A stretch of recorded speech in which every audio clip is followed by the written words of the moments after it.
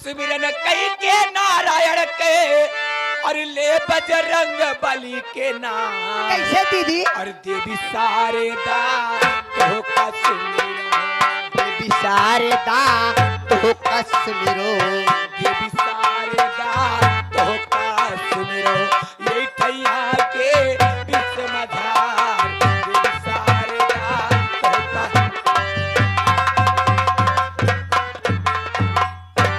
अरे सुमिरन कई के नारायण के ले बजरंग बली के नाम। अरे माई शारदा तो का सुमरे, माई शारदा तो का सुमरे, ए ठैया के मन मसा।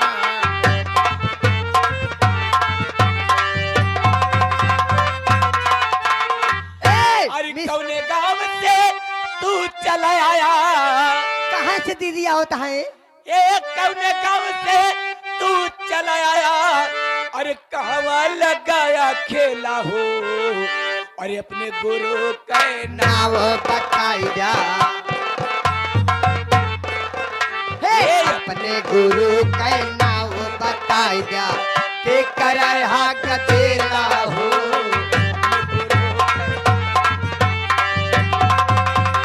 हेलो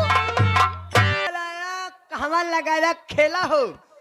अपने गुरु का नाव बताई जा, के कर आया तू गदेला हो। गदेला है चेला, इन्हें गदेला ही। अरे राजापुर से हम चलाए, राजापुर बिंधन का जनक तिवारी पूर्वा कुंडा प्रताप गडरवा। राजापुर से हम चलाए, अरे ही गाँव में लगाए खेला हो। अरे गुरु हमारे तीनों डांसर जी, गुरु हमारे तीनों डांसर जी, इनका यही हम चेला हो।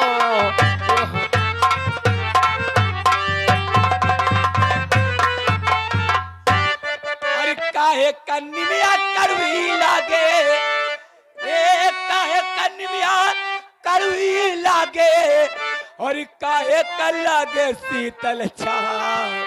और काहे से भैया पैरी होई गे, काहे से भैया पैरी होई गे, काहे से भैया पैरी होई गे। रण में चले ढाल तलवार, काहे से भैया पैरी, रण में चले ढाल तलवार।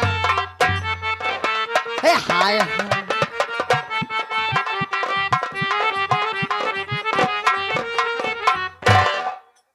लाडू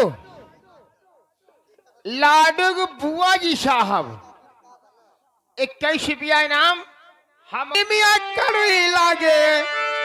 हाय शर्मिया, हाँ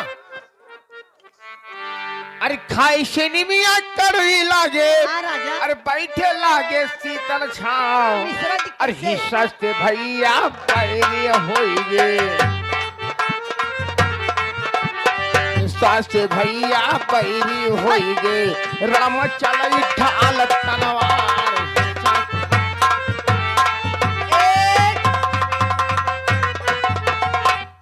ए मिश्रा, आपकी तो कब फंसाओ? लाशा लगाएंगे। हाँ फंसा जे तू बहने ऐसे फंसा पड़ा रहतन, अहे इनका अयोध्या में छोड़ के चली चली। पक्का फंसा दी। आओ जौन बाटे हमारे घर मालिक मानवर राम फकीरे जी ले जाते इनका खूब वही बोरिंग कराते जो ना घाम में छाए खूब रहते। चिंता नहीं करने का, बोरिंग कह देती है, कहे कहूँ। अरे कौन चिड़ैया रंग बन बोली, अरे कौन चिड़ैया रंग बनी बोली, अरे कौन है बोली आम की डाल, अरे कौन चिड़ैया रात की बोले, चिड़ैया रात की बोले, जे कई बोली जहर से जाए।